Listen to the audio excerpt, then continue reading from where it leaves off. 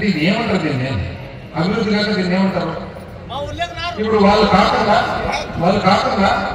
వాళ్ళు కొత్తగా వాళ్ళు ప్రోగ్రామ్ పెట్టినారు. ఏమిటది? భరోసా, ఏం భరోసా? భవిష్యత్తు గ్యారంటీ, బాబు షూరిటీ అంట, భవిష్యత్తు గ్యారంటీ అంట. ఈయన కొత్త కాదు కదా, పాత అయినాయి కదా మన బాబు. 40 సంవత్సరాల నుంచి ఉన్నాడు కదా. ఇంతకుముందు ఏమేమి షూరిటీలు ఇచ్చినాడు, ఏమేమి గ్యారంటీలు ఇచ్చినాడు కూడా చూద్దాం, చూడాలి కదా. అంత గట్టిగా రామచంద్ర చెప్పాలి కదా. ఇప్పుడు ఇంతకుముందు ఏమన్నా తెలిసిన ఆడవాళ్ళకి అంతా 12 గ్యాస్ సిలిండర్లు ఇస్తా అన్నాడు. ఇంత 2014 ఇచ్చినాడు. ఎవరికైనా గ్యాస్ సిలిండర్ ఇచ్చాను ఒకటన్నా ఇలాగ. ఇప్పుడు వచ్చి మళ్ళీ 3 ఇస్తా అంటాడు. నమ్మేదని నువ్వు 12 చెప్తే 12 100 రూపాయలు సబ్సిడీ ఇస్తా అంటారు. ఇప్పుడు 3 చెప్తున్నాం. ఇంకోటి చాలక ఆ అక్క చెల్లెమ్మలందరికీ అప్పుడు చెప్పినాడు, మీరు నాకు ఓటేయండి, మొత్తం కంప్లీట్ మీ అప్పంతా మాఫీ అన్నాడు. రామచంద్ర అంటే నీకు గుర్తుంది, మాఫీ అన్నాడు. ఆయన చాలా గుర్తుంటాడు, భీష్ముడు కదా, అన్ని గుర్తుంటాయి ఆయన.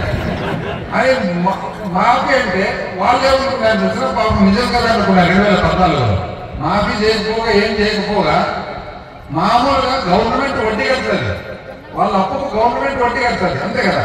ఆ వడ్డీ కూడా కట్టకుండా రేపు ఎలక్షన్ ఉందంటే కరెక్ట్ నెల ముందు పసుపు కుంకుమ అన్నాడు. వాళ్ళు ఏం చేస్తున్నారు తెలిసిన, ఇట్లా రాని సంగతి దాన్ని పసుపు కుంకుమ అన్ని ఆయన చెప్పి చేసుకొని చేసేటప్పుడు మాత్రం చేసి పడేస్తాడు, అంతేనమ్మా జరిగింది. కరెక్ట్ కదా. ఇప్పుడు మళ్ళా వస్తున్నాడమ్మా ఏదో ఇస్తాడంట. ఏమి ఇస్తాడంట తెలుసా?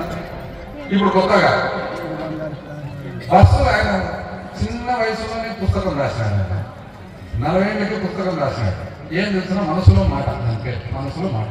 ఆ మనసులో మాట ఏమన్నా తెలిసిన, ఆర్టీసీ బస్సులకు ఏపీఎస్ఆర్టీసీ సంస్థకు సబ్సిడీల వలన ఇది నష్టం లేకపోయింది కాబట్టి, అంటే ఈ సబ్సిడీ వలన ఎవరికి సబ్సిడీ? విద్యార్థులకు సబ్సిడీ. దాని తర్వాత చివరికి ఏమైనా తెలిసిన ప్రభుత్వ ఉద్యోగులకు సబ్సిడీ, స్వాతంత్ర సమరయోధులకు సబ్సిడీ, ఇంకా జర్నలిస్టులు కూడా సమయం మీకు కూడా సబ్సిడీ. మీ సబ్సిడీ వలన ఏపీఎస్ఆర్టీసీ అంతా నష్టం. అంటే ఆయన అభిప్రాయం ఏమి? ఈ సబ్సిడీలో ఉండకూడదు అని. ఇప్పుడు ఆయన ఏమంటారు తెలిసిన, ఫ్రీగా బస్ పాస్ ఇస్తాను. నమ్మేదేనా ఇది?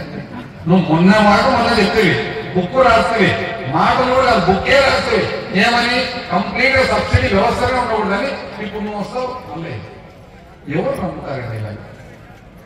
ఇది కాక రైతులకు, అప్పుడు రైతులకు మొత్తం సంపూర్ణ మాఫీ అనే, అది మన టీవీలో కూడా అడ్వర్టైజ్మెంట్ ఎట్లొచ్చా, ఒక మనిషి వచ్చినట్లు, బీరువా తెలిసినట్లు, బ్యాంకు లాక్కపోతుంటే ఈయన ఆపుతుంటే, గుర్తుందా?